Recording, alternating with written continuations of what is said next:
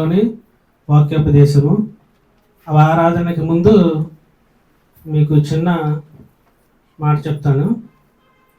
మీలో ఎవరైనా సాక్ష్యాలు చెప్పాలనుకుంటే సిద్ధపడి ఉండండి. లేదా ఎవరైనా దేవుని వాగ్దానాలు తీసుకోవాలని ఆశగా ఉంటే, అది సంఘానికి వచ్చినా రాకపోయినా పర్వాలేదు, వాగ్దానాలు తీసుకోవచ్చు, సాక్ష్యాలు చెప్పవచ్చు. ఈ మైక్ శబ్దం ద్వారా విన్న వాళ్ళ ప్రతి వాళ్ళకి కూడా. సరే, వాక్యము కొంచెం జ్ఞానం చేసుకుందాము.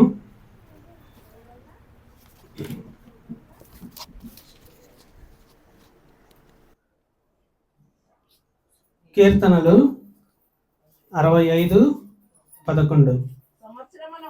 సంవత్సరమును నీ దయా కిరీటము ధరింపచేసి ఉన్నావు, నీ జాడల సారము వెదజల్లుచున్నవి. చాలమ్మా.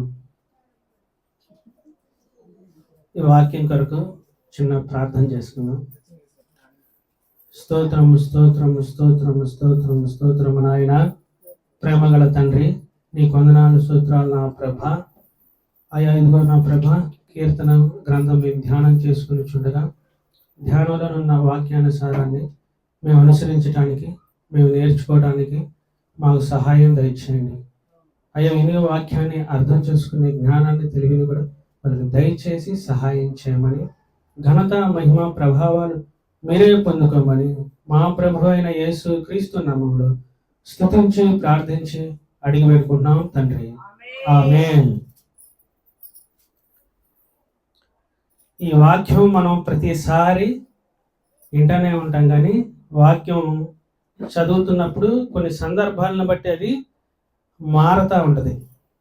అంటే వాక్యంలో ఉన్న సారాంశాన్ని అర్థం చేసుకునే దాన్ని బట్టి మారుతూ ఉంటుంది. ఈ వాక్యంలోని సారాంశం ఏంటంటే, సంవత్సరములు నీ దయా కిరీటము ధరింపచేసి ఉన్నావు, నీ జాడల సారము వెదజల్లుచున్నది. ఇక్కడ మనం అందరం ఉన్నామంటే కారణం ఏంటంటే, ఆయన దయా కిరీటము ధరింప చేసుకొని మనం అందరం ఉన్నాం. మనమే కాదు, కానీ ఈ భూమి మీద ఉన్న బతికి ఉన్న వాళ్ళందరికి కూడా ఆయన దయా కిరీటం అనేది ఒక కిరీటం ఉంది. ఆ కిరీటాలు చాలా ఉంటాయి. కిరీటాల గురించి చూసినప్పుడు కిరీటాలు అనేవి చాలా కిరీటాలు ఉన్నాయి. దయా కిరీటాలు ఉన్నాయి, బాధ కిరీటాలు ఉన్నాయి, ముళ్ళ కిరీటాలు ఉన్నాయి, పరలోకపు కిరీటాలు ఉన్నాయి. కానీ ఈ వాక్యాన్ని ఇలా మనం మీరందరూ నూతనంగా జరుపుకున్నారని బాధ కిరీటాలు కానీ, మిమ్మల్ని బాధ పెట్టే విషయాలు కానీ ప్రస్తుతానికి చెప్పదలుచుకోవట్లేదు. కిరీటాల్లో ఉన్న మంచి విషయాలు మాత్రమే మనం ధ్యానం చేసుకుంటాం. ఈ కిరీటంలో ఈ కిరీటం భూమి మీద ఉన్న ప్రతి మనిషికి దేవుడు ఆయన దయా కిరీటము ధరింప చేసి ఉన్నాడు కనుకే మనమందరం ఈ భూమి మీద బ్రతికి దేవుణ్ణి ఆరాధించుకున్నాం. ఇంకా మనం ఏమేమి చూస్తాము ఈ లోకంలో? మనం చూసినప్పుడు ఎవరైనా బండి మీద బాగా స్పీడ్గా వెళ్తున్నాడు అనుకో, ఏమనుకుంటాం మనం? చాలా మంది అన్యులు, మనం కావాలి కానీ అన్యులు లేకపోతే అక్కడ ఉన్న వాళ్ళ బాధింపబడ్డ వాళ్ళ ఆ స్పీడ్గా వెళ్ళినప్పుడు, ఎందుకు వాడు అంత స్పీడ్గా వెళ్తున్నాడు, ఇది ఎక్కడో పోతాడు, ఏదో అయిద్దని చెప్పి వాళ్ళు అనుకుంటారు. కానీ దేవుడు ఏం చెప్తున్నాడంటే, ఆయనకి దయా కిరీటం ఇచ్చాడు. ఆయన ఎలా బండి నడిపినా, ఎలా తిరిగినా, ఏం జరిగినా కానీ ఏమీ కాదు. ఎందుకు కాదంటే ఆయన మీద దయా కిరీటం ఉంది. ఈ కిరీటాన్ని బట్టి ఏం చేస్తుంది? ఆ కిరీటం అనే వెలుగు, అంటే ఇలా ఊహించుకోండి మీరు, మనకు కిరీటం అనేది తలక పెడతారు. ఈ తలక పెట్టిన కిరీటం అనేది ఒక వెలుగు అనుకోండి. ఈ వెలుగు ఆయన ముందు వెళ్తున్నప్పుడు ఏమవుతుందంటే, ఆయన పక్కనున్న అన్నీ కూడా పక్కకి వెళ్ళిపోవాల్సిందే.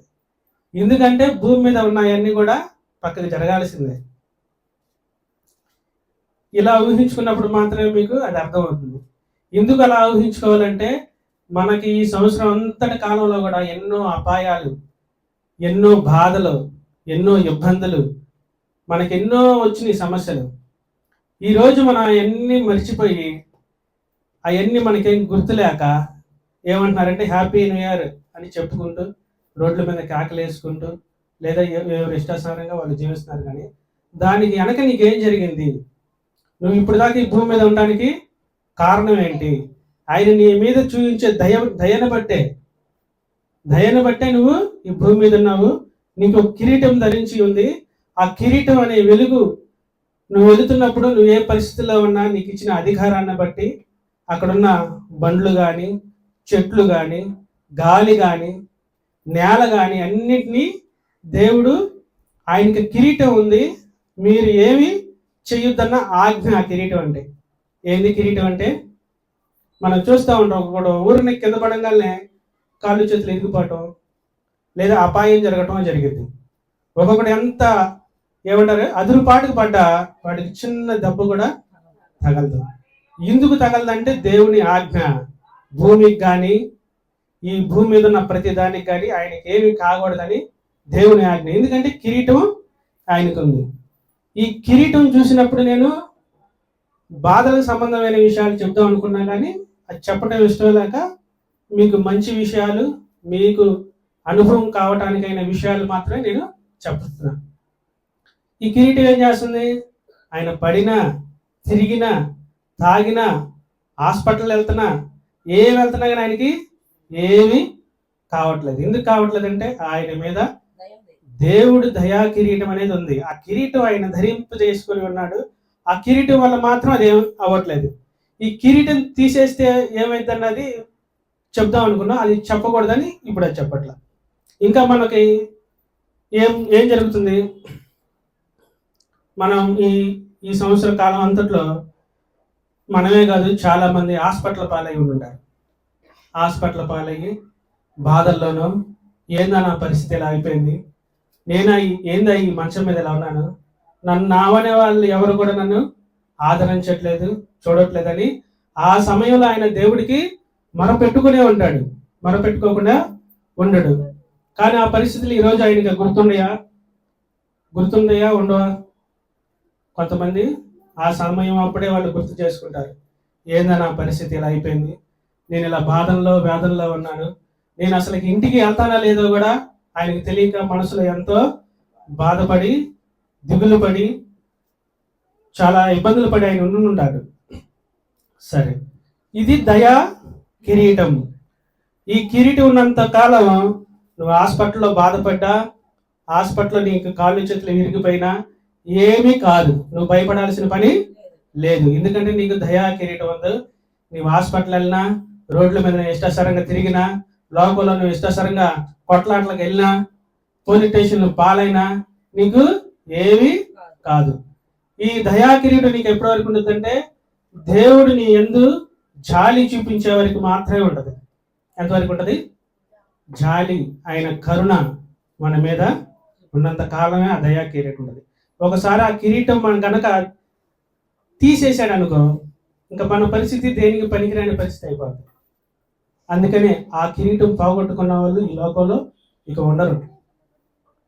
లేదా ఆ కిరీటం పోగొట్టుకుంటే కనుక ఈ లోకంలో వాళ్ళకి కష్టాలు వస్తాయని కిరీటాల గురించి చదివినప్పుడు నేను చదివాను. కొన్ని అన్ని చెప్పడానికి మీకు కుదరదు కాబట్టి కొన్ని చెప్తున్నాను. కిరీటం అనేది ఆయన దయా కిరీటం మీరు పోగొట్టుకోవద్దు.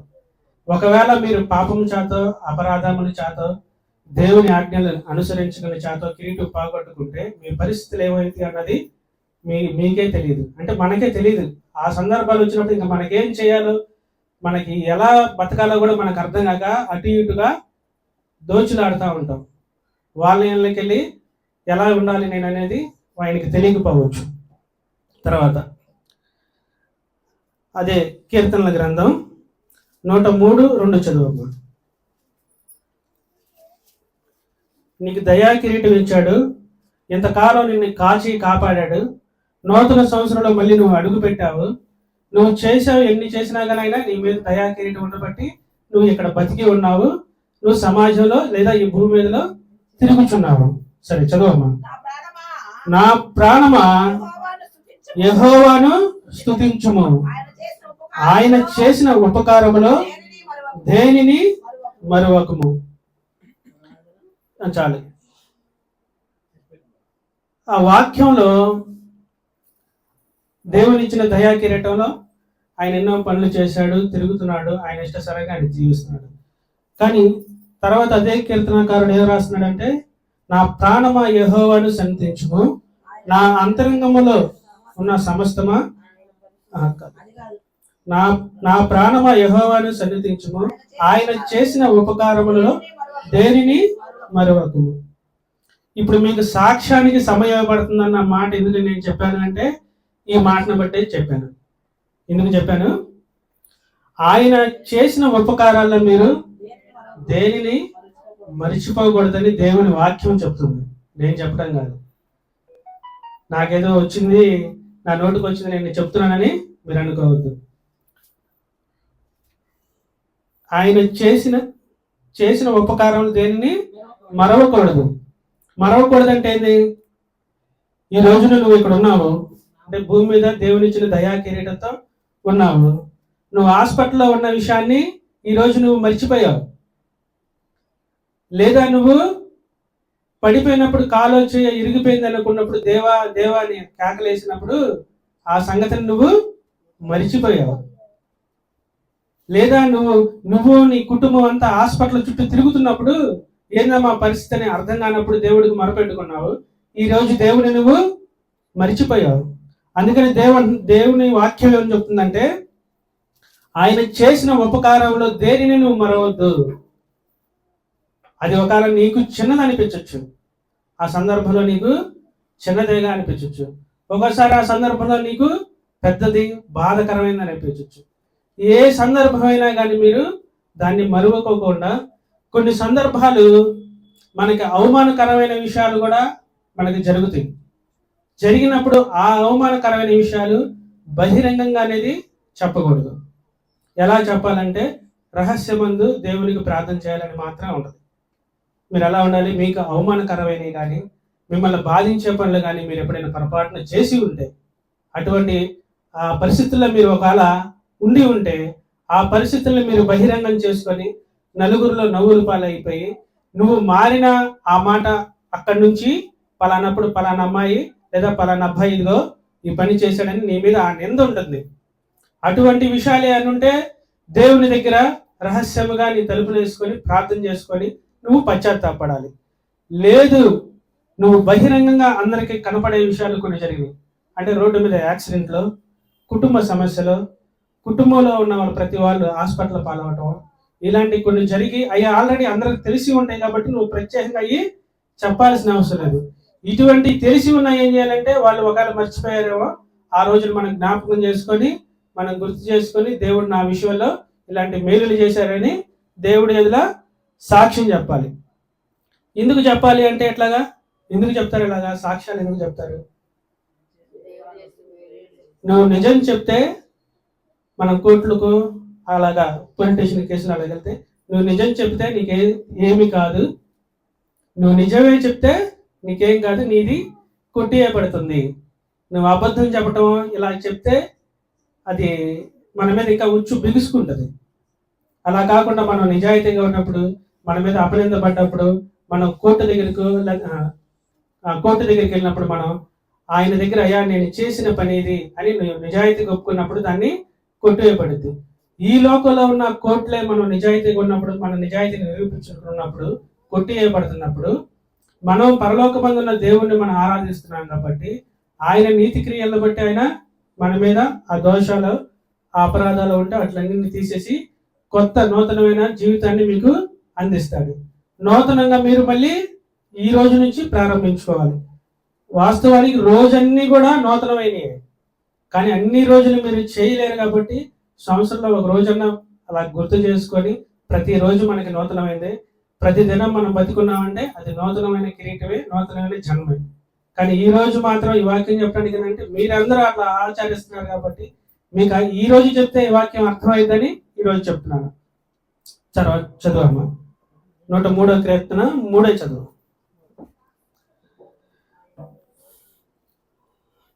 ఆయన నీ దోషములన్నిటినీ క్షమించువాడు, నీ సంకటములన్నిటినీ కుదుర్చువాడు. చాలు. ఏమంటున్నాడు ఇక్కడ? ఎవరు క్షమించగలుగుతాడు? ఎవరికి ఆ అర్హత ఉంది? నీ దోషములన్నిటినీ క్షమించు వాడు. దోషాలంటే ఏంటంటే, మనం దేవుడి యందు విశ్వాసం చూపించుకోకుండా, అది పాపమని లేదా అది తప్పు అని మనం తెలుసుకొని ఒకవేళ మనం ఆ పొరపాటు చేసినప్పుడు ఏంటంటే అది దూషణ అని అంటారు. అంటే తెలిసి కూడా చేయటం ఏంటంటే తప్పు, అది దూషణ కింద వస్తుంది. ఒకవేళ నువ్వు తప్పు చేసినా పర్లేదు అంటండి. యేసుక్రీస్తు వారు ఏమంటున్నాడు అంటే యెహోవా దేవుడు, ఇక్కడ యెహోవా దేవుడు అని ఉంటుంది, చేసినా పర్వాలేదు, నీ దోషములన్నిటిని కూడా ఆయన క్షమిస్తాడు. దేవుని సన్నిధికి వచ్చి మొరపెట్టుకోవాలి, అయ్యా నేను ఏదన్నా నాకు తెలిసి నేను కొన్ని పొరపాట్లు చేశాను, కొన్ని పొరపాట్లు నేను చేశాను, దయతో నన్ను క్షమించన్నప్పుడు ఏదైతే నువ్వు ఇబ్బందుల్లో ఉన్నావో, ఏదైతే నువ్వు తెలిసి ఆ పొరపాటు చేసి ఉన్నావో ఆ పొరపాట్లన్నిటి నుంచి కూడా దేవుడు విడిపిస్తాడు. విడిపించి నీకు మంచి జీవితాన్ని మళ్ళీ కలుగు చేస్తాడు.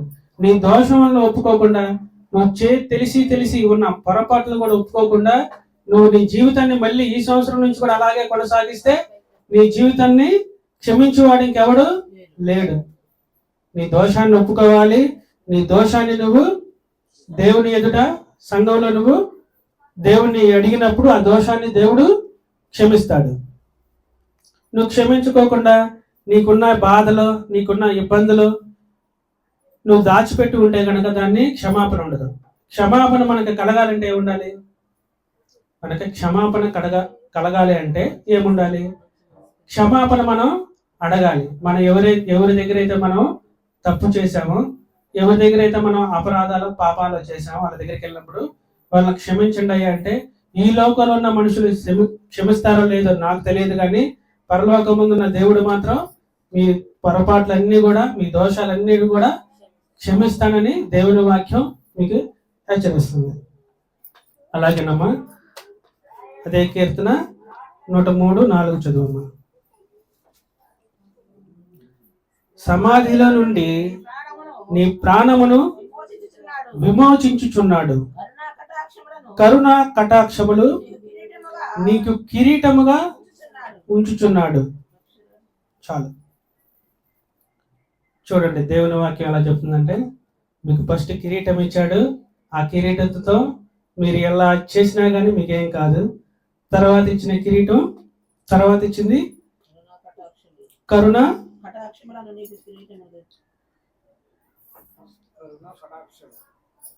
ఆయన చేసిన ఉపకారాలు కూడా దేనిని మరవకూడదు. ఫస్ట్ నువ్వు ఎలా తిరిగినా నీకేం కాలేదు కాబట్టి అవన్నీ కూడా ఆయన చేశాడు. ఆయన చేసిన పనులు ఉన్నాయి కాబట్టి వాటి ఏటు కూడా రెండోదిగా మీరు మర్చిపోకుండా దేవుడి దగ్గర ఉండాలి. మూడోది, ఒకటి మీకు ఇచ్చిన అధికారంతో తిరిగాడు.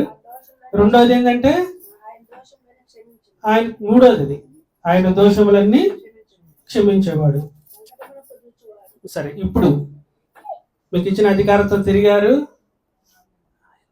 ఆయన చేసిన మేలు మీరు మరిచారు. కొంతమంది ఏమో నార్మల్ గుర్తుంచుకున్నా కానీ చెప్పుకోవడానికి ఇబ్బంది వచ్చా చెప్పలేదు. మూడోది ఏంటంటే నీ దోషములన్నీ ఆయన క్షమించాడు కాబట్టి ఇప్పుడు నాలుగోది మనం చదువుకుందాం. చదవమ్మా. సమాధిలో నుండి నీ ప్రాణమును విమోచించుచున్నాడు, కరుణా కటాక్షములు నీకు కిరీటముగా ఉంచుచున్నాడు. ఓకే, ఉంచుచున్నాడు. చూసారా, మనం చేసిన పనులు కానీ అట్లన్నీ కానీ ఆయన నిజానికి ఆయన తలుచుకుంటే మనం ఎక్కడ ఉంటామంటే సమాధుల్లో ఉంటామని దేవుని వాక్యం. మనం చేసే పనులు క్షమించకపోతే, మనకు ఆయన దయా కిరీటం అనేది ఇవ్వకపోతే ఎక్కడ ఉంటావు? సమాధుల్లో ఉంటామని దేవుని వాక్యం హెచ్చరిస్తుంది. నాకేమవదులే అని అనుకోవద్దు. నేను బాగానే ఉన్నా కదా, ఆరోగ్యంగా ఉన్నానని అనుకోవద్దు. ఎందుకు అనుకోవద్దంటే, ఇది మీకు ఎందుకు జ్ఞాపకం చేస్తున్నానంటే, ప్రతి మనిషి మరణానికి దాసోహం అవ్వాల్సిందే. నేను నిన్నే 2 చోట్లకి వెళ్ళాను మట్టికి. ఎన్ని చోట్లకి వెళ్ళాను? 2 చోట్లకి వెళ్ళాను. ఈ రోజు మనకి ఆనందంగా లేదా సంతోషంగా మన ఇంట్లో మనం ప్రార్థన చేసుకుంటే సంతోషంగా ఉన్నాం, కానీ వాళ్ళ ఇల్లు ఎంత రోదనకి, బాధకి, వేదనకి గురై ఉందో. వాళ్ళకి నూతన సంవత్సరం అనేది ఉంటుందా? ఆనందం అనేది ఉంటుందా? వాళ్ళ ఇంటిలో అంత బాధ ఉంటుంది. ఆ బాధను బట్టి వాళ్ళు ఆ బాధను ఓర్చుకొని సహించుకొని దేవుని యందు విశ్వాసం ఉండి ముందుకెళ్తేనే వాళ్ళు వాళ్ళు మళ్ళీ దేవుని కిరీటం అనేది సాధించుకుంటారు. సరేనమ్మా. సరే, 103:6 చదవమ్మా. సమయం అయిపోయింది. ఒక 5 నిమిషాలు 10 నిమిషాలు ముగించేద్దాం. యెహోవా నీ నీతి క్రియలను జరిగించుచు బాధింపబడు వారందరికీ న్యాయము తీర్చును. చూడండి అమ్మా, యెహోవా నీతి క్రియలను జరిగించుచు బాధింపబడు వారందరికీ న్యాయము తీర్చును. చూసారా వాక్యం ఎంత నీటిగా చక్కగా దేవుని వాక్యం మనకు బోధించబడుతుంది. ఎవరి క్రియలను బట్టి? నీతి క్రియలను జరిగించుచు బోధింపబడుతూ వారి క్రియలను న్యాయము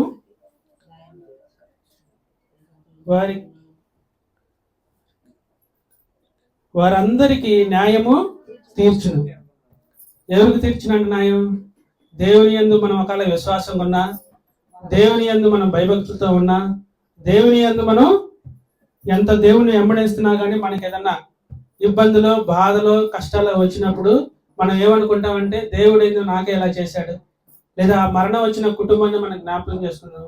ఈ నూతన సంవత్సరం అప్పుడు నా కుటుంబానికి ఏందో ఈ బాధ, ఏదో నాకు ఈ ఒక్క రోజైనా మా నాన్న లేదా మా అమ్మ ఉంటే బాగుండేది కదా అని మనం దేవుణ్ణి ఒక్కోసారి ఆ బాధలో కొంతమంది దూషిస్తారు.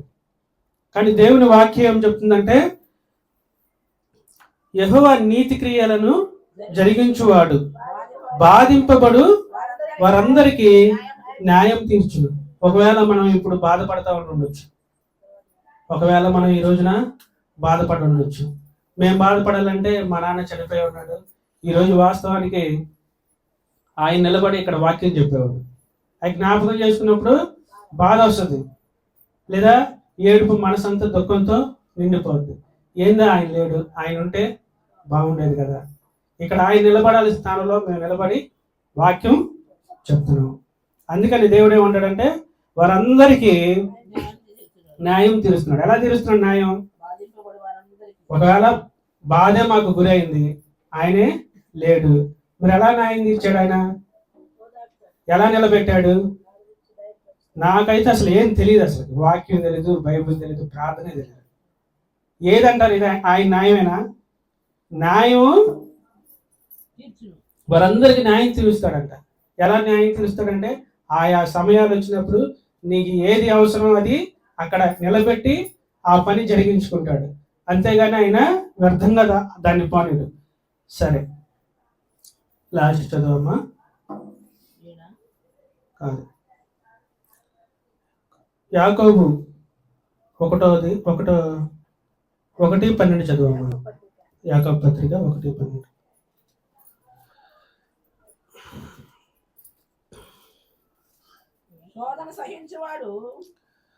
శోధన సహించువాడు ధన్యుడు, అతడు శోధనకు నిలిచిన వాడై ప్రభువు తను ప్రేమించు వారికి వాగ్దానము చేసిన జీవ కిరీటము పొందును. ఏముందమ్మా ఈ వాక్యంలో? ఏమొస్తుందంట మనకి? శోధనలు వచ్చినప్పుడు మనం పడిపోకుండా, లేదా శోధనలు వచ్చినప్పుడు నా పరిస్థితి ఏందా, ఎలా అయిపోయింది, నా బ్రతుకేందా, ఎలా అయిపోయిందని దేవుణ్ణి దూషించటమో, దేవుణ్ణి లేదా అవమానపరచటమో చేయకోకుండా దేవుని యందు విశ్వాసం కలిగి శోధనలన్నింటినీ నువ్వు సహించి దేవుని యందు నమ్మకంగా ఉన్నప్పుడు వాగ్దానం చేసిన కిరీటము పొందుతావు. కిరీటం ఏముంది? మన కిరీటాల గురించి చెప్పుకుంటే చాలా ఉండే, కానీ ఈ వాగ్దానమైన కిరీటాన్ని నీకు ధరింప జీవ కిరీటము పొందుతాము. జీవ కిరీటం ఇస్తాడండి ఆయన. ఈ లోకంలో నువ్వు ఇబ్బందులు పడవచ్చు, బాధలు పడవచ్చు, అవమానాలు పడవచ్చు, ఏమైనా ఉండగాను, కానీ దేవుని యందు నువ్వు నమ్మకంగా జీవించినప్పుడు మాత్రం ఆ జీవ కిరీటం నువ్వు పొందుకుంటావు. ఆ జీవ కిరీటం కనుక పొందుకుంటే నీకు పరలోక రాజ్యంలో స్థానం కలుగుతుంది. అంతేగాని ఈ లోకంలో ఉన్న సంబంధాలు కానీ, ఈ లోకంలో ఉన్న పరిస్థితులు కానీ, ఈ లోకంలో ఉన్న కానీ అన్ని సమస్యలు కానీ మీరు వాటిలో చూసి దేవుని యందు విశ్వాసం కలిగి పడిపోతే మీకు కిరీటం ఉండదు. మీ కిరీటం పోగొట్టుకుంటారు. పోగొట్టుకున్నప్పుడు మీ పరిస్థితులు మొత్తం మారిపోతాయి. సరే, లాస్ట్ చదువమ్మా. కీర్తన 5వ కీర్తన 7వ అధ్యాయం చదువు.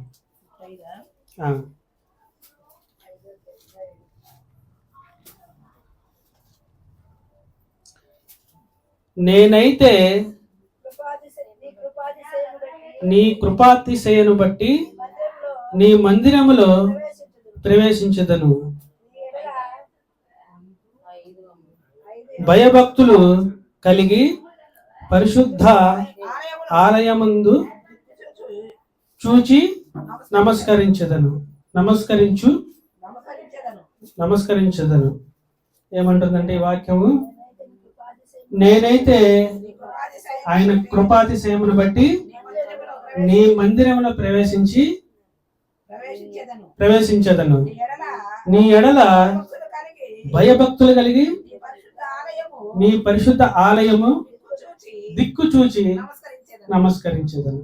ఇప్పుడు మనం చెప్పుకున్న వాక్యం సారాంశం అంతా కూడా ఇదే.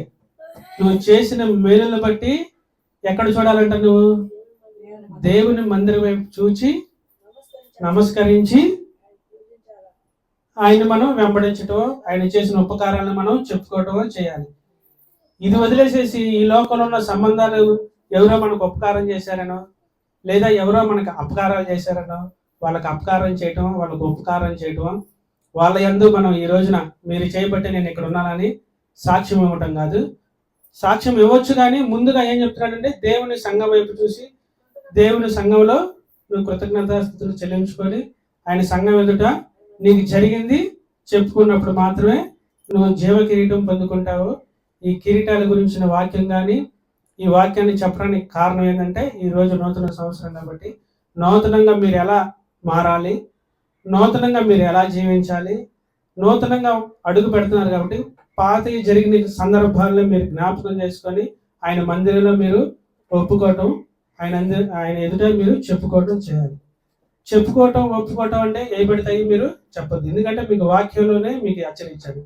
కొన్ని విషయాలు బహిరంగంగా చెప్పొచ్చు, కొన్ని విషయాలు బహిరంగంగా చెప్పకూడదు. ఆ బహిరంగంగా చెప్పినప్పుడు ఏమైందంటే యేసుక్రీస్తు వారు అయితే ఏమంటాడంటే మీ పాతవి అన్నింటిలో కూడా నేను తుడిచివేస్తానంటాడు. కానీ ఈ లోకస్తులు తుడిచివేయరు. ఎందుకంటే నువ్వు పలానప్పుడు పలానా అమ్మాయివి, నువ్వు పలాగా ఇలాంటి పనులు చేసావని నువ్వు బతికున్నంత కాలం ఆ నింద ఉంటుంది. అటువంటి పనులు చేసినవి మాత్రం సాక్ష్యాలుగా నలుగురిలో చెప్పుకొని మీరు అవమానపడద్దు. మీరు అవమానపడి దేవుడికి అవమానంగా ఉండకూడదు. మీరు బహిరంగంగా అందరికి తెలిసిన విషయాలు ఉన్నప్పుడు అది మీకు గొప్పగా మీకు మార్పు కలిగినప్పుడు ఆ విషయాలు మాత్రమే మీరు సాక్ష్యాలుగా చెప్పాలని దేవుని పేరట మీకు తెలియజేస్తాం. ఈ వాక్యాన్ని ఇంతటితో ముగించేసుకుందాం. ఈ వాక్యాన్ని దేవుడు దీవించును గాక. చిన్న ప్రార్థన చేసుకొని ముగించేసుకుందాం. స్తోత్రము స్తోత్రము స్తోత్రము స్తోత్రము నాయన, ప్రేమగల తండ్రి, నీకు వందనాలు స్తోత్రాలు నా ప్రభా. ఇదిగో ఈ నూతన సంవత్సరపు ఆరాధనలో నా ప్రభా మీరు మాకిచ్చిన కిరీటాలను బట్టి మేము నేను ఆరాధించుకుంటాను. ఈ భూమి మీద బతుక మేము ఉన్నావు నా ప్రభా. నువ్వు కిరీటం కనుక తీసేస్తే మా బతుకులు ఏమవుతాయో మాకు తెలియదు నా ప్రభా. అలాగే నా ప్రభా ఈ వాక్య ధ్యానంలో మీరు మాకు నేర్పించిన మాటలను బట్టి నీకు వందనాలు స్తోత్రాలు. ఒకవేళ నా ప్రభా నీవిచ్చిన కిరీటంతో నీవిచ్చిన అధికారంతో నా ప్రభా మేము సమస్యలో పడి ఉన్నప్పుడు నేను జ్ఞాపకం చేసుకొని ఉన్నాము. సమస్యల నుంచి మళ్ళీ బయటికి రాగానే నా ప్రభా మళ్ళీ నేను మర్చిపోయి ఒకవేళ లోకంలో పడిపోయి ఉన్నాము. మమ్మల్ని మేము జ్ఞాపకం చేసుకుని నా ప్రభా నువ్వు చేసిన ఉపకారాలు మేలు నా ప్రభా సంఘం ఎదుట దేవునైన నీ ఎదుట వీళ్ళు ఒప్పుకొని నా ప్రభా అలాగా ప్రవర్తించడానికి దేవుడు చేసిన మేలు బట్టి మేము ఇక్కడ ఉన్నామని వీళ్ళు జ్ఞాపకం చేసుకోవడానికి సహాయం చేయండి. అలాగే నా ప్రభా అయ్యా నీవు దయతో మాకు ఇచ్చిన అయా ఆయుష్ను బట్టి నీకు వందనాలు స్తుతులు. నువ్వు మా యందు లేకపోతే నా ప్రభా మేము సమాధుల్లో ఉండవలసిన వాళ్ళని నువ్వు మాకు ఇచ్చిన వాక్యాన్ని బట్టి నీకు వందనాలు స్తుతులు నా ప్రభా. అలాగే నా ప్రభా నీ వాక్యం మాకు బోధిస్తుంది. సంఘం ఎదుట లేదా సంఘం ఎదుటికి తిరిగి చూచి నువ్వు చేసిన మేలుని ఒప్పుకోమని నువ్వు చెప్పిన విధానాన్ని బట్టి నీకు వందనాలు స్తోత్రాలు చెల్లించుకుంటూ అలాగా నడుచుకునే జ్ఞానము తెలివిని మాకు దయచేయమని ఘనత మహిమ ప్రభావాలు మీరే పొందుకోమని మా ప్రభువైన యేసు క్రీస్తు నామములో స్తుతించి ప్రార్థించి అడిగి వేడుకుంటున్నాం తండ్రి. ఆమేన్.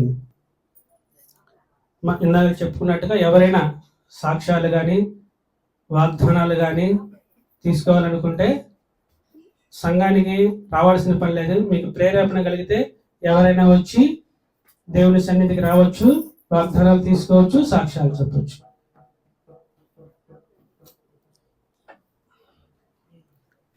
ఆపేయాలి అవసరం లేదు.